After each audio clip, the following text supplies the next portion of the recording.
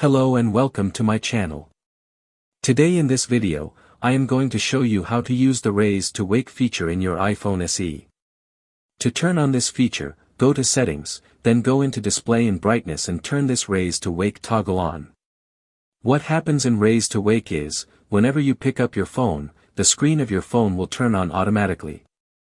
There is no need to press any home button or power button. This Raise to Wake feature works like in the Apple Watch.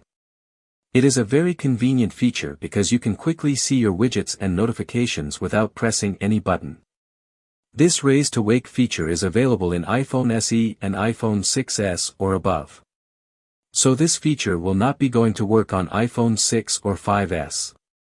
So Raise to Wake is a very good feature, and whenever you pick your iPhone from a flat surface or when you get it out of your pocket, then this screen turns on automatically.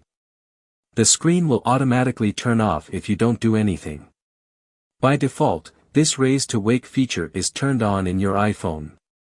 There is an embedded motion coprocessor chip in your iPhone, with the help of which the feature works. Some guys may find this feature irritating, so you guys have the option to turn it off. In the end, thank you so much for watching today's video and hit that subscribe button.